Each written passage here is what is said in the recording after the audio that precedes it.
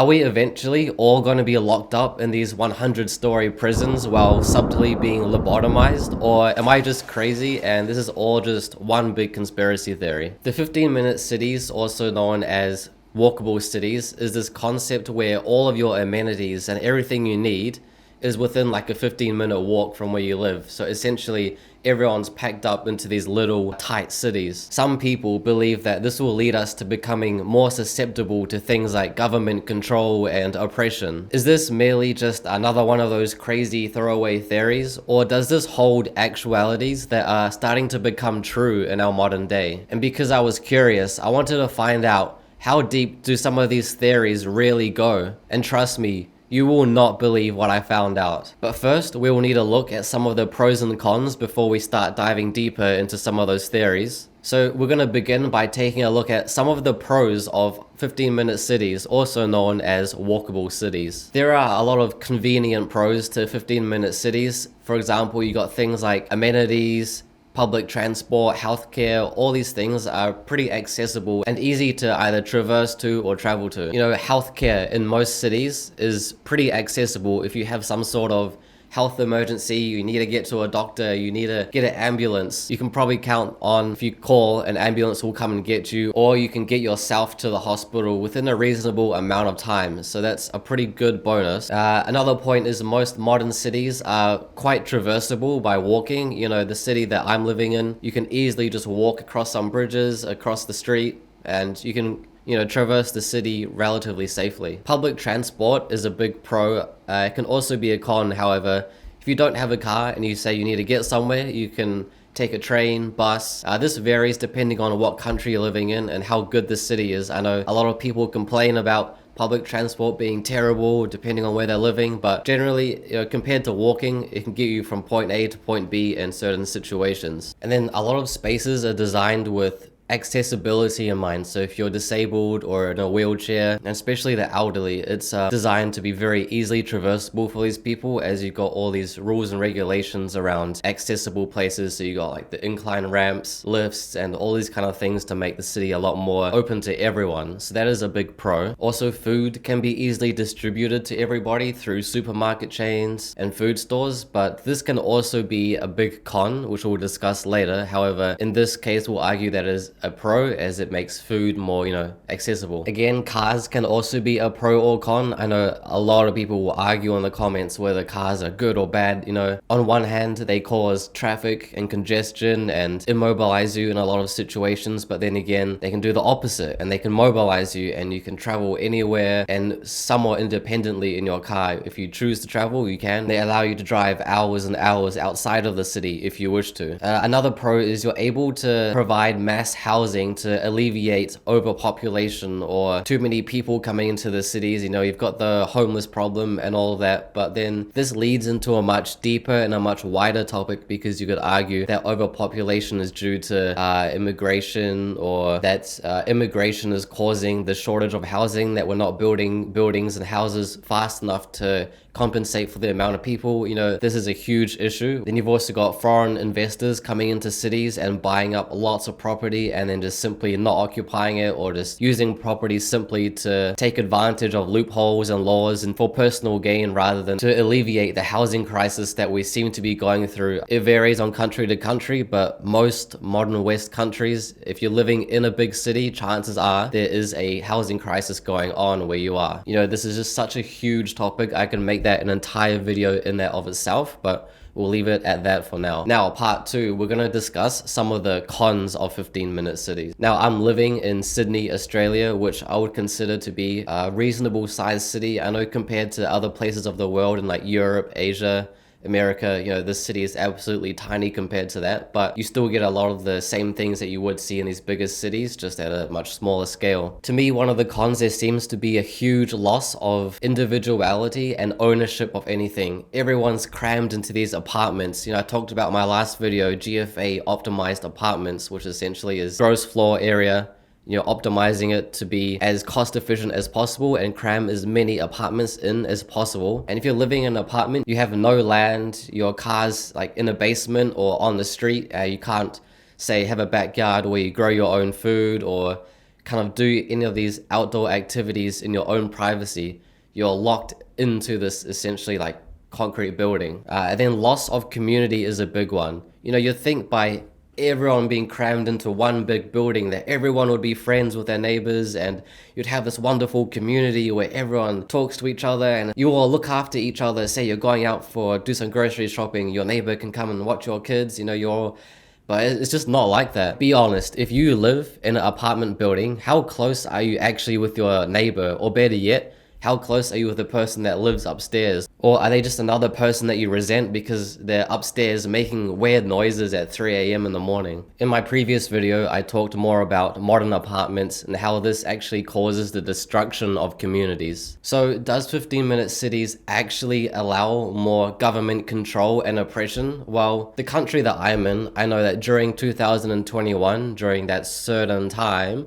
they wanted to lock down the city and keep everyone inside their houses and inside their buildings. Now, I'm going to separate this from whether you think that it was a good call or a bad call. If you disagree or agree, or, you know, whatever your political opinion is, I agree with it. But anyway, it was obvious that everyone living within these confined cities, it was easier to lock people in and to control the streets, because if you wanted to leave the city, there's only certain main roads you can use to exit the city and to get to places. So we'll keep that in mind, that it is easier to shut things down. And then I'm going to add public transport again, as that was a pro, but it's also a con, as you know, governments can price gouge. Same with supermarkets. It's just another source of control essentially, but you know, up to you whether you want to think that's a pro or con. So now part 3, I'm going to talk about my personal experience. So I actually grew up in what you'd consider not a 15-minute city. I grew up in a town in New Zealand, and you can consider it to be a more spread out place. All houses have a reasonable amount of land. You know, you've got huge forests and nature you can simply just walk to. There was a big city that I would go to university and to work, but generally where I lived was considered not a 15-minute city and a more peaceful, spread out kind of living situation. And then last year I'd moved here to Sydney, Australia, right into the heart of the Sydney, you know, city. And that's when honestly this whole, you know, you hear about the Matrix and rat race and all this, but honestly when I moved here, that's when all that became very real to me. You know, back home in New Zealand, I had a car and it was actually easier to get around, even though you have to travel further distances to get to places, because literally just the sheer traffic by itself is absolutely insane over here. If I wanted to go to the supermarket in New Zealand, it was a lot further away, but I'd drive there and honestly I'd not get stuck in traffic at all. You know, there's hardly anyone on the road and you can just drive around wherever you want. And you know, hospital, it is a little bit further, but if you're in an emergency, you can just get in your car and go straight to the hospital and not get stuck in traffic on the way there. Obviously rush hour traffic is still kind of a thing, but in Sydney, simply taking the train to work, I'm literally seeing this mass lobotomization in real time. Like, it's absolutely crazy to me that I'm seeing this after, you know, 25 years of growing up in New Zealand. I was thinking that all of this whole Matrix thing is just something that people talk about online, but every single day I take the train to work and everyone is just on the train on their phones, just bags under their eyes. They look sick and unhealthy. You know, I'm not trying to judge people or say that you know, I'm better or whatever, because I'm part of this as well. Everyone's on their phone staring down. You know, I like to look at people's phones and what they're doing on their phone, because it's just so fascinating. Have you ever watched someone using TikTok when you're not using it? They're just sitting there for the whole train ride, up to like an hour, the whole time. It's absolutely insane. Like, you're watching this lobotomization happen in real time, especially after work. In those hours, you see people fill up the bars getting a beer because that's the only sense of release they get, and they take the train, they're drained, they're tired, they just look depressed. You know, this whole Matrix thing, it just becomes very real. Now, this can vary depending on what city you're living in, but I'm going to assume mostly in big cities that idolize this hustle culture. You know, my observations are based on what I see. I'm sure you get different experiences depending on what cities you're in. I know that like the small city that I'm in is a lot different compared to say a city in China, Hong Kong, somewhere in Asia, Europe, or America. Is all very different, but I would say all very different, however very much the same. Another unspoken aspect that I've noticed of these cities is the loss of any time to actually reflect on things. I think as a human, in order to sit back and comprehend the things that's going on in your life, you need to be able to sit down, look out into vast like mountains or nature or the ocean and somewhere that's in peace and quiet in order for you to contemplate and reevaluate the things that are happening in your life. But by living in these cities, you can't even see. The furthest away I can see out of this window is probably about 500 meters before there's a massive building on the way. You don't ever get the sense that something is greater than you or something to make you think and kind of put you into this situation where you have to just sit and reflect. Cities make it very hard to do this, especially like back where I grew up. I can just walk, say 10 minutes to a completely desolate park or forest with no one there. I can just sit and contemplate things. Whereas here, it's like impossible. You have to drive like hours and hours out of the city. Also, city fatigue becomes a thing because when you're constantly in this environment, you know, I bet everyone that I see on the train and everyone that lives in these cities thinks that they're living their truth and that they're doing the best things possible for their lives, and that, you know, there's this hustle culture. Oh, I'm doing this, I'm working so hard on this, I'm taking these steps to make my life better, I'm improving, I'm doing this. But in reality, all these things that we think we are doing are already laid out for us, and we are literally just a rat doing exactly what's laid out for us. For example, like even going to restaurants, going to clubs, doing all these activities. They're simply things that have been laid out for us within the city. None of it's unique. None of the experiences are unique. And by living in these cities, it just makes you more susceptible to accepting these things of the culture. So now, part 4 is the conspiracy iceberg. We're going to discuss some of these theories. They've kind of risen since the term 15-minute cities was coined a few years ago. Now, I know people are absolutely going to go off in the comments and they're going to say, "Oh, you're crazy. These are not real. You don't know what you're talking about," and all that. I'm simply reporting the things that I've researched and that I have found. This is completely up to you, whether you want to believe this or not. I'm simply reporting it. So if you think these are valid or reputable sources and theories, it's up to you, not me. I'm simply just the messenger explaining these things, and we're gonna see how deep these really go. You know, just to again remind you that I'm unbiasedly reporting these. You know, I'll even put like a iceberg meter on the side of the screen here so we can see at what point you're gonna click off the video when you realize that it's too crazy of a theory. So whatever the outcome is, I agree with you politically. Whatever you think, I absolutely agree with. I'm just an architectural designer making a video about 15-minute cities. So we'll start off with reasonable theories of why we think 15-minute cities could lead to the enslavement of humanity. So firstly, to start off, in these cities, it's easier to control the housing market and for the rich to take advantage of price gouging money from the poor and be able to have full control over the housing markets, buying, renting, selling, and taking advantage of all of these loopholes that exist within these cities. You know, I'm not fully versed in the property market and investing on these things yet, but it's obvious in a lot of these cities you have a lot of foreign investors taking up property and using it for their own advantage rather than using it to actually alleviate overpopulation or over immigration or just too many people living in these cities. And they can choose to collectively raise the market value of these houses and buildings, making it simply just harder for the poor or the homeless to live. Then another one is price gouging from public transport and supermarkets. You know, if everyone's relying on transport, it makes it easier for the government to price gouge out of these certain aspects. This can vary from city to city on depending on where you live. It might be reasonably priced where you are, but they also can catch you with all of these things where you have to sign up and give all of your social identification and all these things simply just to take a train. So now, next we're going to step into fringe theories. One of the things is easier to mass influence people when everybody is crammed into these smaller spaces. Similar to the point I made earlier,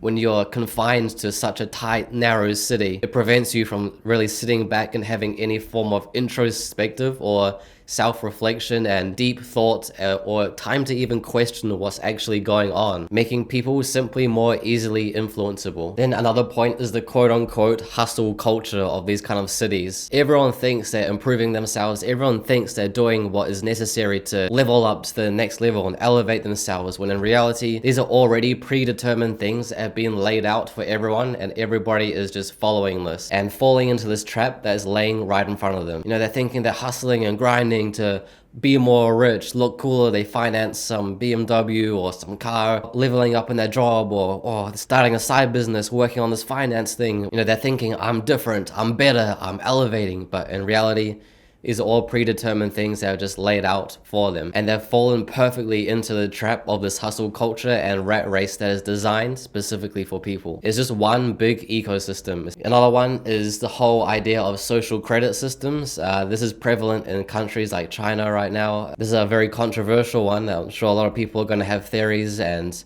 opinions about, but it's pretty simple and clear to see. If you're living in a city like this, it's way easier to install cameras, monitor movement, and see what people are doing, because you even have to sign up for things to use basic amenities and whatnot, and digital IDs. Again, controversial whether this actually is beneficial for people or worse. I'll leave that up to you to decide, but you simply can't argue that it is easier to implement this in a bigger city. Hustle culture and social credit go hand in hand when you kind of tie these things together. Another thing is everyone lives in these big cities eating from the same food because they're all buying from the same supermarkets, and you're essentially able to control supermarkets and control what kind of food is being given to all these people. You got things like pesticides, GMO, controversial, but if everyone's buying from the same source, that means everyone's receiving the same food. And technically, if you think about it, if you're able to manipulate that food, then in a sense, you're able to manipulate everyone else.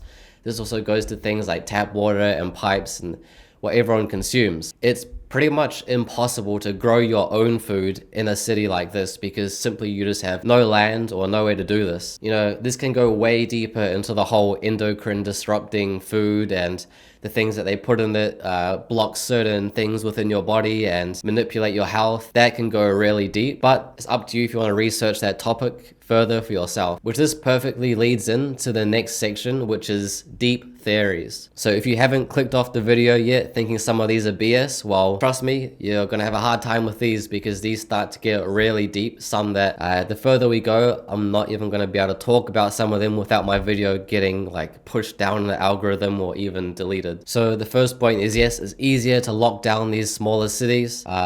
I talked about this before. If everyone's confined to these smaller spaces, you can simply just block off the roads, enforce it with police, and then you've now got everyone in these big apartment buildings. I know we saw in certain countries during certain times they were welding locks shut on apartment complexes. Is that something we're going to start to see in the West? I don't know. We'll see. That's just one of the points. Up to you to decide whether these kind of things are right or wrong morally to do. Now, this next one is really controversial and I can't say exactly because I know this will push my video down in the algorithm, but weather modification. Now, we see this in Dubai, clearly see this in Dubai being used where they have planes that, let's say, put substance out that influence rain. Yeah, you can search up certain US patents that have patented these systems that expel things from a plane into the atmosphere using certain chemicals that are either good or not good for the human body, possibly. Just a theory. But if you just entertain this thought for a second, everyone's locked into these big cities. You got planes going over, putting things down onto the people. If you think about it, it can make these people sick. You can control if they're sick, if they're healthy. You can control crops and plants. You can put certain things in the sky that make the UV rays more potent, heats it up, cover it with clouds, create a little like humid hot box essentially, destroy crops. This is just a theory. I'm talking about it. Whether you think this has any validity or is absolutely crazy is up to you. Just something that I researched and I'm talking about. Leading into heating up cities, trapping in UV rays, being able to control crops, the health of people. All again, just a theory that I'm reporting. Now this leads into the final section of this, which is unfathomable theories, which even I think are absolutely, I don't know, up to you. I've just researched these and things I've taken from the internet that relate to 15-minute cities and how deep these theories go. If you haven't shot the messenger yet and clicked off this video, congratulations. I do not agree or disagree with any of these. I'm just talking about them. So certain towers have recently been popping up around cities that give you, let's say, better mobile service. This is a huge one. If you know what I'm talking about, you'll know exactly what it is. It is an extremely controversial. I see you got two sides. People that are like, bro, you're absolutely crazy. This is just stupid. And you've got people that are seriously like, can you not see what's happening? Like, it's so obvious. But I'm just gonna say the recent prevalence of these towers that provide better mobile services have been popping up around cities. Now, this is a very popular theory that is discussed a lot among people. So I've gone down the rabbit hole and I'm gonna just share with you what I've read on this certain topic. So they say that these towers can provide radio waves throughout the city. So if you were to lock the city down, you're able to use these radio waves to track movement of people, essentially give you like a 3D display of the whole city and live movement of where everybody is. And then, do I believe this or not? I'm not gonna say I agree or disagree. This is just what I've read. Other people are saying that these radio waves can cause certain health conditions like cancer or manipulate certain things of the mind. By having everyone crammed into these small, tight cities, you're able to distribute these radio waves easier. That's just a theory. How many times I have to say this is just a theory that I'm reporting so I don't get called absolutely insane in the comments. Now, one of the deepest theories I could find was the whole Antarctica theory. That there's a certain massive weapon. I'm sure if you've seen this, you know about it. If you don't know about it, crazy big weapon being built in Antarctica because it's such a cold place. The only way you can cool down this massive super laser beam weapon in Antarctica is by building it there, and it communicates to all of these towers within the cities, and you're able to make earthquakes and do these certain things. That's pretty much at the bottom of the iceberg, ironically, in Antarctica. I'm not going to entertain this too much. Completely up to you if you want to research more into that. You can just search it on YouTube. There's lots of videos talking about it. That was essentially just at the bottom of the iceberg that I could get. Where would you draw the line? What do you think is reasonable? Do you think all of this is absolutely just batshit crazy and nonsense, or do you draw a line somewhere where you think that some of these theories actually hold validity or not? And would you like a future video where we can actually discuss some design concepts and principles, and maybe think of some concepts and maybe actually show some urban planning and designs that give us a new perspective? You know, I talked about my previous video similar to Habitat 67, where someone dared to rethink what a city is and kind of create these new concepts and come up with some new solutions possibly. So let me know if you'd like to see a video like that, and thank you for watching.